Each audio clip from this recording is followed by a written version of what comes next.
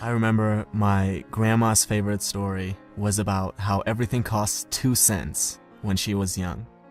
But now, everything constantly got more expensive. And it was all because of the government. These uneducated pigs didn't know how to control prices. And when I was privileged enough to hear the story, her complaining would last for hours and hours.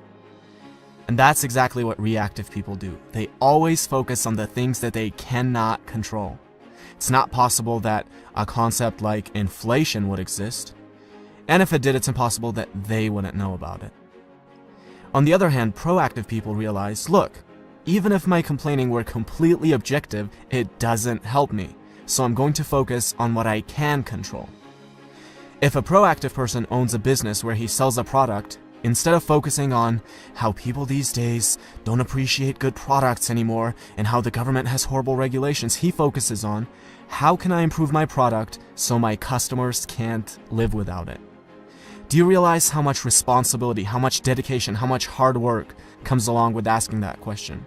And what do you think our effort minimizing brain is going to pick as default?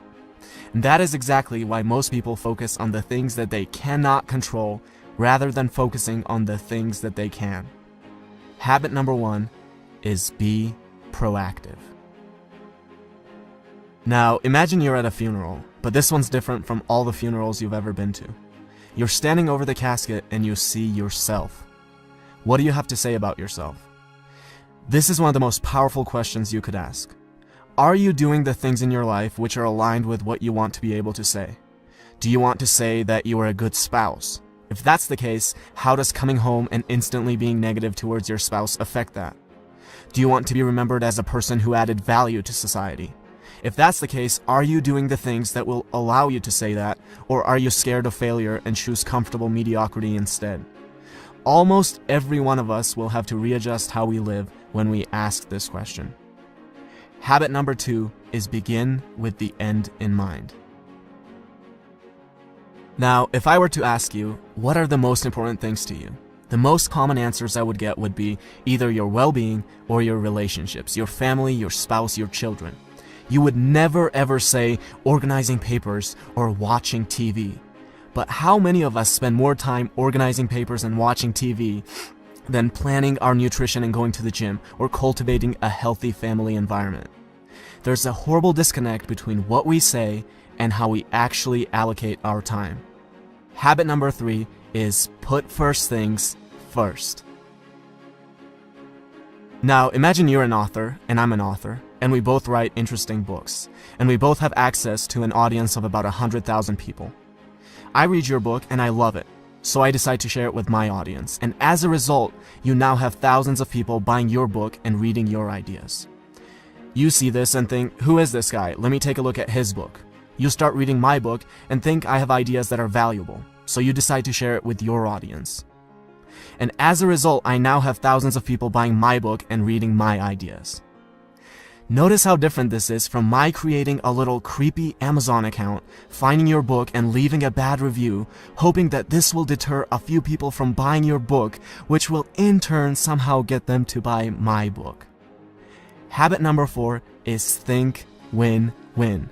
Stop thinking of everything as a zero-sum game. For you to win, another person does not have to lose. Something I want my viewers to do is to subscribe to my channel. But you will never hear me say, well, I worked really hard, guys. I dedicated so many hours to this. Please subscribe. Look, who cares if I worked hard? Who cares if I've spent days creating this video? The real questions are, does it offer value to you? And why should you dedicate your time to subscribing when you could be doing anything else that you want? Habit number 5 is something that I try to use every single day with every interaction that I have and with every comment that I reply to, and it is this: seek first to understand, then to be understood. Now, imagine there are 2 people and a tree with 5 apples on it. They're both too short to reach the apples, but if one of them sits on the other's shoulders, he can reach all 5 of the apples. This is called synergy. The whole is greater than the sum of its parts. Now, I'll be the first one to admit that you can't achieve this with everyone, but you should always be looking for opportunities to create synergy. With every synergistic opportunity you create, you can gather many more apples than you otherwise would by yourself. Habit number 6 is Synergize. A man has been trying to cut down a tree for hours, and after a while his neighbor can't take it anymore, goes over and says, "You know, if you sharpen the saw, you'll be able to cut it down faster." And the man replies, "But sharpening the saw is going to take time." Now, we might laugh at this story, but we do the same thing all the time. We can't find 30 minutes a day, 4 times a week, to go to the gym.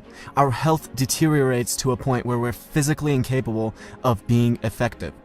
We can't read a book for 15 minutes a day and mentally stimulate ourselves.